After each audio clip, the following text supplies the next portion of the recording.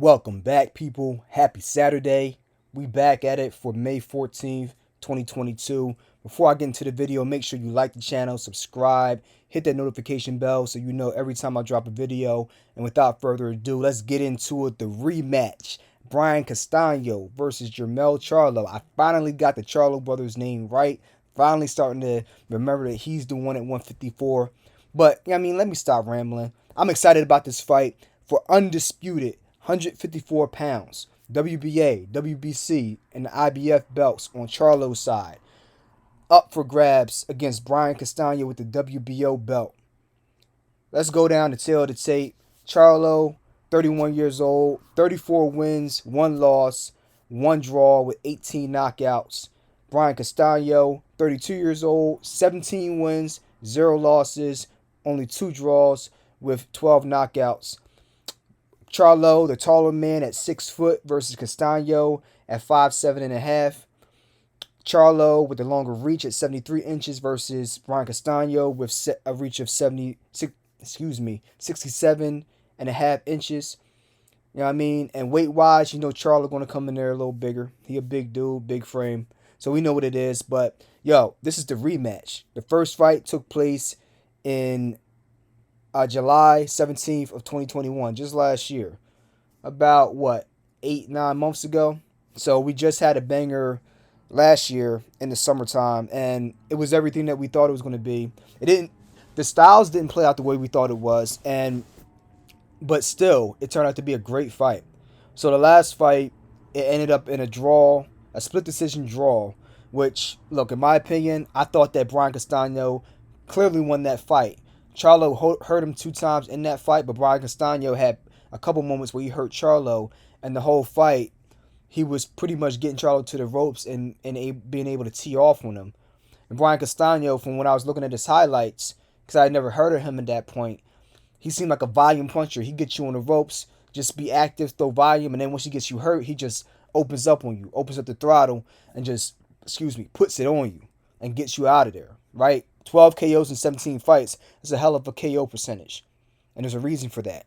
Doesn't have incredible power, but when he starts throwing punches and bunches, he'll catch you with a shot, like a sneaky shot that you just don't see coming.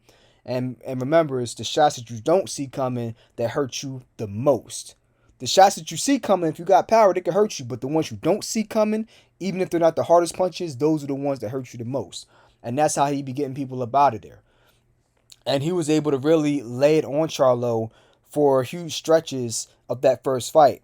Charlo got his here and there, but he just looked like he wasn't prepared for what Castaño was going to do. I think he thought he was going to be a volume puncher in that fight, and he was going to be able to counter him.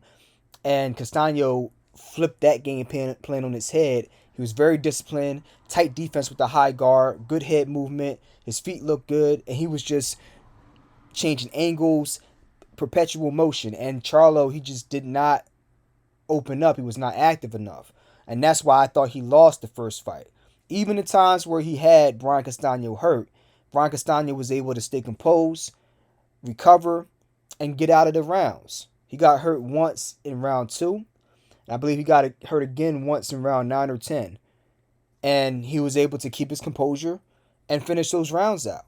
And he didn't get whitewashed either after getting hurt. So that's why I had Brian Castaño winning the first fight. I thought it was a robbery. Might have been a robbery of the year. They robbed that man of the right that he earned. He earned that right to be undisputed champion at 154. He should have had all 4 belts last year. And we'll see if he's able to carry on with the success he had in the last fight in this fight. So let's jump into it here. These are the things that I think that both fighters should repeat. Now, in the first fight, Castaño, let's start off with Castaño and the things that he did. He had, like I said, great head movement, tight defense. His feet looked good. He was changing angles. And once he got Charlo on the ropes, once he closed that distance and pushed Charlo to the ropes, he was able to throw a sneaky jab here, a sneaky cross here, and then outflank the high guard with hooks up top. And he was able to really chip Charlo up with 2, 3, and 4 punch combinations. both splitting and flanking the high guard. And he was landing points, even though he was not as active as what he usually is. He was still way more active than Charlo. He was getting his off, whereas Charlo would respond back with a 1 or 2 punch counter, but he really wasn't landing consistently enough to really make Castaño respect him. I think he buzzed Castaño in the second round, but he was okay even in that round. He kind of like chilled back, but wasn't like all really too shook up. And he was like, okay, this is the power. I can deal with this. All right, so that's the good things that Castaño did in the first fight. The things that he needs to improve upon, if anything, is, in my opinion, stay out of the middle of the ring. Don't get lulled into getting to the middle of the ring and staying at the end of Charlo's punches. There were some moments in that fight where Charlo was able to keep him on the end of his punches at mid to long range and keep him in the center of the ring where he's a taller man with the longer reach and more power. But to get past that, I would like to see Castaño double up on his jab and even at times triple up on the jab. Double up on the jab to close distance, and then once you do that, then you can throw one, and you can start feinting, right? And then you can follow it with the 1-1-2. That's the way you close that distance, okay? Because when he got hurt, he got caught with a check left hook. When he threw his right cross, as an orthodox fighter, he threw his right cross. Charlo responded back after that punch was thrown with a counter check left hook, and that's what caught him and hurt him. So in order to be able to counter Charlo's game plan, double up on the jab, have him off balance from the double jab, and then come with the two. Okay, that's what I would do. And then moving on to Charlo, the things that he should repeat, I want to see him throw that check left hook, like I just said, after Castaño's cross. Keep doing that, okay? And then also, when two things he can do. As Castaño is throwing the cross, simultaneously come back with that counter right shovel hook. And he hit Castaño with it once, maybe a couple times in that fight. That was a very good response to the straight right from Castaño.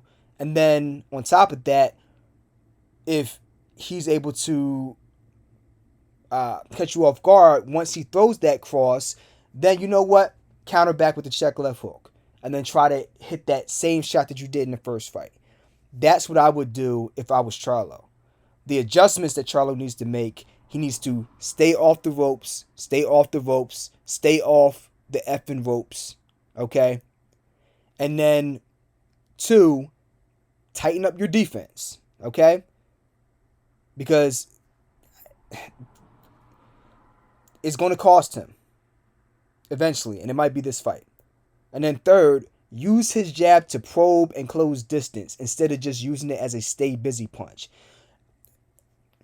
He's very lazy with that jab, and not like it's like he's flicking, leaving it out there, throwing it and leaving it out there. No, he's just throwing it just to throw it. He's not throwing it as a power jab. He's not stepping forward with his jab, with his front foot as he throws it. He's not trying to close the distance. It's like he's just trying to keep him at range, but he's not really trying to dictate the terms of the fight with the jab. He needs to change that mindset, in my opinion, because he has the physical attributes to be able to walk a guy down and press him, but he has to start using that jab with purpose.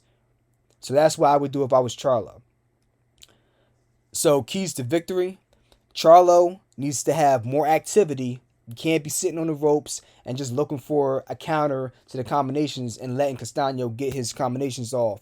You can't do that because you're going to just have more of the same from the first fight. And then you might not be lucky enough to catch him with a good punch. And Castaño might catch you and put you out because you got hurt a couple times. So be more active and sharpen up that defense, because the high guard, it's pretty clear to me, and I'm going to get to this when I go through the attributes and which fighter I think is going to be the superior one in each category. His reflexes, as athletically inclined as Charlo is, his reflexes are really not that good. And for his reflexes to not be that good, as well as him not having good defense, When he goes against a guy that can make him fight going backwards, it can turn into disaster. It didn't turn into disaster yet, but it was close in that first fight with Castaño because he got hurt a couple times. Castaño would throw that straight right and then a hook and catch him. And then by the time Charlo was starting to begin to open up his check left hook, Castano had already ducked and weaved out of range. It's like he's like a step and a half behind. And I don't know if he is at the point in his career where he can improve that overnight. He's had time, but if he don't improve that, I can see things getting better from him if he tweaks certain things. But if that hasn't improved, things can get way worse than they can get better for Charlo, if that makes sense. The upside is there can be slightly more upside compared to a much higher magnitude of downside. That's my concern here. You can do some things to improve, but the things that you were deficient in, they can really put you at a severe disadvantage. Once Castaño's team goes back and looks at the tape, they're like, oh, we didn't even see that. Oh, we're going to tax this guy. So he has to clean that up. And then on Castaño's side, he has to repeat what he did that worked in the first fight, closing the distance, putting pressure on Charlo on the ropes. And my criticism is that he should be doubling and tripling the jab. Because I think that Charlo's team, just like I said, Castaño's team will make adjustments. Charlo's team will see that and say, this guy is not using the jab to break range. We need to use our jab and control distance. Like I said, use your jab with purpose, and we can control this guy. You're the bigger guy. You're the taller guy. You're the stronger guy. You need to put this guy where you want him. Castaño's team has to see that, and he has to use that jab. We just saw that in the fight between Dimitri Bivol and Canelo Alvarez. Canelo Alvarez did not use a proper jab, whereas Dimitri Bivol was the bigger, taller guy, and he used his jab with devastating effectiveness. And it showed up, especially in the later rounds. Right? Is Jermell Charlo the same level fighter as Bivol? No. But what he can do is throw a jab. Anybody can do that. Okay? So let's see if he changes that, and let's see if Castaño also starts doubling up his jab. Now, with that being said, let's go into the attributes here and go down the list for each fighter. Speed, I'm actually going to say that's a wash because Jermell Charlo, freak athlete. However, Brian Castaño showed us his speed in that first fight. And even though Jermell might be more athletically inclined than Castaño, mentally, he's not as quick. Those signals from his brain are not getting down to his arms and legs as quickly as Castaño's is to his arms and legs. So he's able to react quicker even though he's slower. So I'm gonna say that's a push here. Even though Castaño, he still got hand speed though. Don't get me wrong. Power, I'm gonna give that to Jermell Charlo. Doesn't have otherworldly power like Jermell Charlo, his twin brother, who fights at 160. He doesn't have that knock you into the shadow realm power, but Jermell has good pop. Brian Castaño has good pop, but not as much as Jermell. So I'm going to give Jermell the nod there with power. Moving on to technique, that is clearly Brian Castaño. Brian Castaño, better technician, throws punches in bunches, throws better combinations, punches are cleaner, sharper, throws the jab and the cross with a purpose. I'm giving that to Brian Castaño. Ring IQ, Brian Castaño. At moments, like I said, he stayed in the middle of the ring where he shouldn't have, but in general, he was able to use good head movement, good foot movement, and be able to cut angles and actually push the bigger man back into the ropes. So, clearly goes to Brian Castaño for the ring IQ. Footwork, again, Brian Castaño. Great footwork. Again, that was the reason why he was able to push Jermell Charlo into the ropes and able to cut off angles when Jermell would try to escape from the ropes. So, footwork, that's another point to Brian Castaño. And then X Factor, even though Jermell Charlo has the advantage in power, Brian Castaño in the first fight showed us that he also has a really good chin and composure. So he took Jermell Charlo's best shots, and when Jermell tried to finish him off, he didn't really budge. He didn't look like he got shook up. He didn't get hit with clean shots when he was buzzed. So, and he's been through it. He's felt that against this opponent. So he knows exactly how to respond in the moment if he gets hurt again. He knows exactly what punches to try to avoid to not get hurt again. He knows the punches that Jermell likes to throw to try to knock you out or get a flash KO. So I'm going to say that's a push there with X Factor. Really good power versus a guy who's felt that power and probably knows how to deal with it. So overall, I'm going to pick Brian Castaño by decision in this rematch fight. And I'm going to pick him to go ahead and become the undisputed champion at 154. And one of the reasons why I think Castaño will do this is because we've seen him really fight a very tactical fight against Charlo last year in a fight that I thought he won clearly. And then he also fought a very tactically gifted fight against Erislandy Lar, who is a tactician. He's a technician. And he made Lar throw the most punches I think that Lar's ever thrown in his career. And if Erislandy Lar is Mr. Boring, personified. He doesn't throw a lot of punches, and he's very, very picky with his spots. And he made Lar have to open up because he put so much pressure on him. So he's shown that Castaño has shown that he can adjust his style to fight different ways depending on the opponent, and both being high caliber opponents. One being a guy that wants to shell up. Okay, I'm going to put that pressure on you, make you open up, make you have to engage with me. Skills. Go against a bigger, taller opponent in Charlo, more powerful opponent, and then you make that guy go against the ropes, and then you don't even get reckless against the ropes. No, you pick and choose your shots, and you open up, the gas tank on him and put it on him. And then you take some of his biggest shots, and then you keep your composure, and you come back at him for 12 rounds. So he shows the versatility there. And then on Charlo's side, he showed difficulty against Castaño in the first fight, the tactical brilliance that Castaño had, the pressure, and he also showed some of the same issues against a different fighter in Tony Harrison, who he lost to in his first fight against Harrison in December 2018. December 22, 2018. He lost to Tony Harrison. Tony Harrison doesn't have a lot of power at all, but he's a slick boxer from the Motor City with a really good jab. And that jab gave Jermell Charlo fits all night long. It was a boxing clinic. He took him to school. And in the second fight, well, the first fight, the first fight, Tony Harrison won. Actually, the first fight, I think that, if I recall right, I think, in my opinion, Jermell got robbed. I'll have to look back and see if that's the case again. I think Jermell got robbed in the first fight, even though it was a very close fight. Okay? Even though it was a very close fight.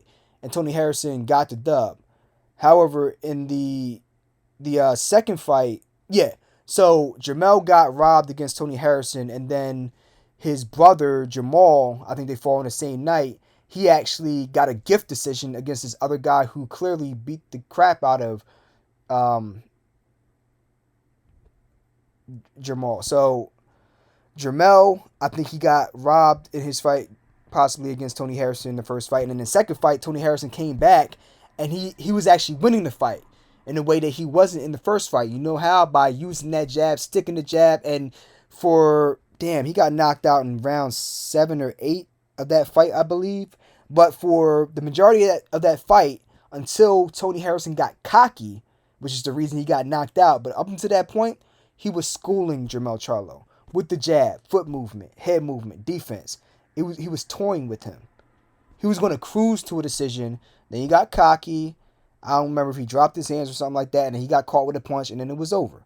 Because that's all Jermell needs. But the jab and good boxing IQ has given Jermell fits in his recent fights against high-level opponents. And I think that's going to be the determining factor in this fight. So, again, Brian Castaño by decision. Let me know what you guys think in the comments below. And, enjoy the fight. 9 o'clock Eastern Standard Time on Showtime. Go check it out. Be there or be square. Zerto Zerto's fighting tonight as well. Uh, I think he's going to win that fight, so I wasn't too excited about that one, even though he's a great fighter. But this fight, this is the one you need to see. So check it out. Let me know what you guys think. All right, till next time. Peace.